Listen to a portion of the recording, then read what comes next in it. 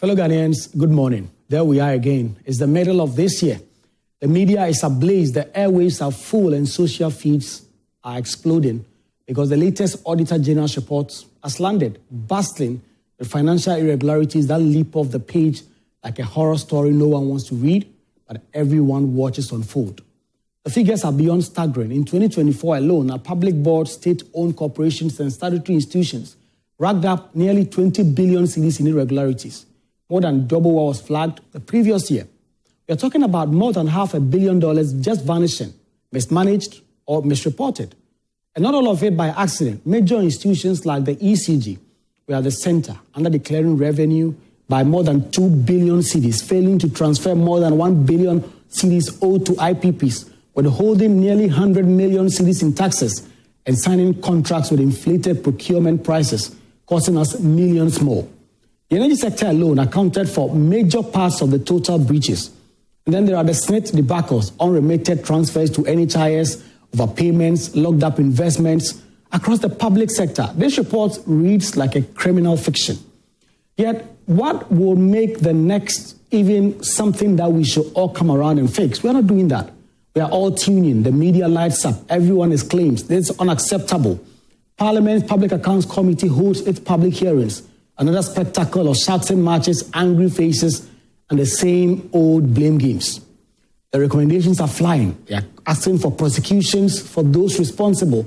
But by the time the next report comes out, this one becomes yesterday's news, and we sit comfortable, resigned until the next cycle begins.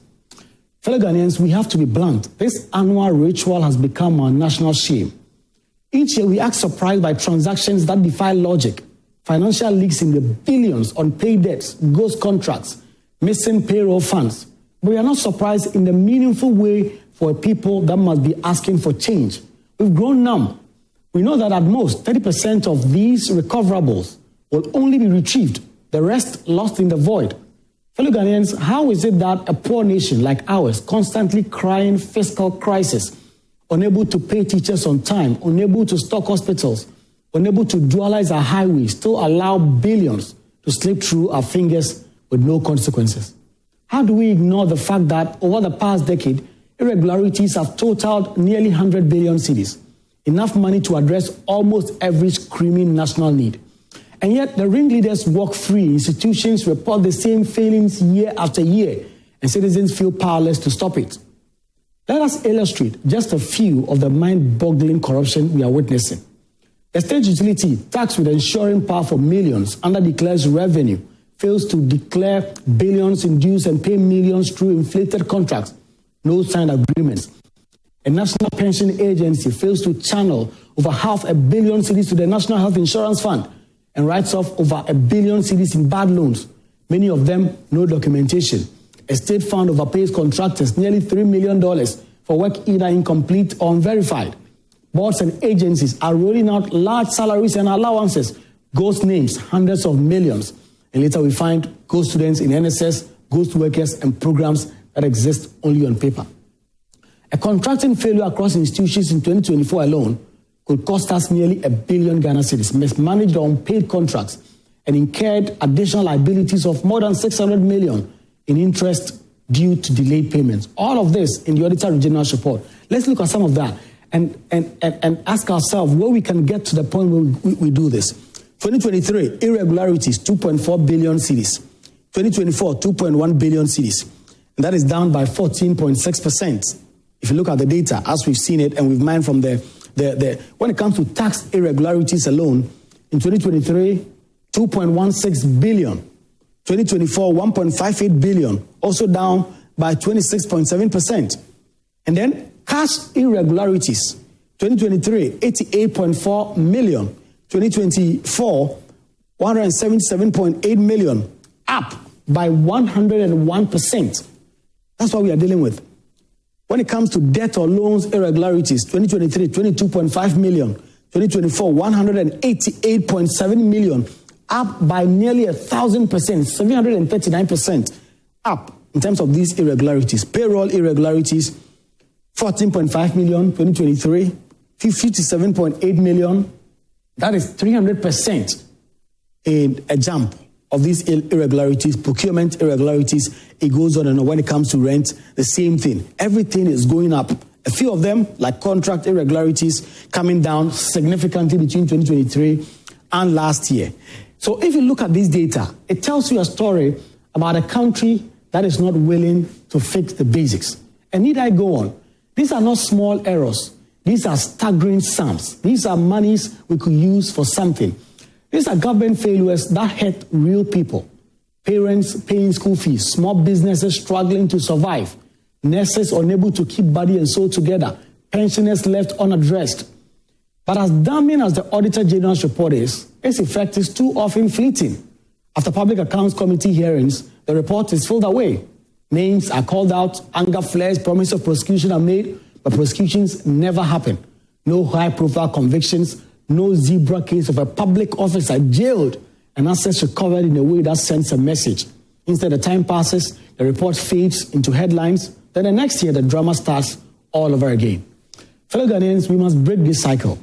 Year 1, there is mass outrage. Year 2, the shock. Year 3, familiarity. Year 4, complacency. Then it goes on and on. Let us not be a people who shrug at this. We must demand real action. We must enforce the law. Public officials who facilitate or benefit from these irregularities must face prosecution, not just administrative reprimands.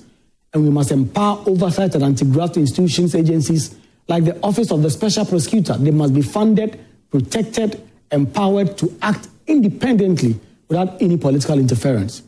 And when money is recovered, citizens should see where it goes, into health, education, infrastructure, so they know what justice means in practice.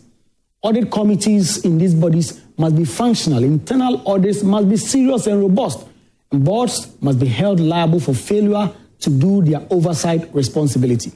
Journalists like myself, CSOs, citizens, all of us, we should not only report these irregularities, we should follow up on prosecution, demand updates, and refuse to let institutions off the hook.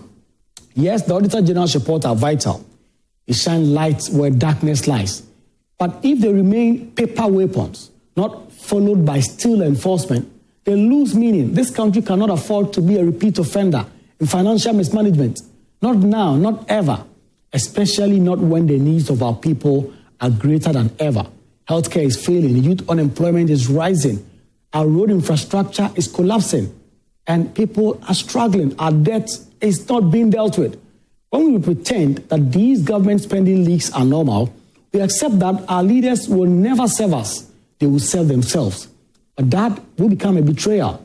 Fellow Ghanaians, this is a call to awaken, not just to the media, not just politicians, but all of us.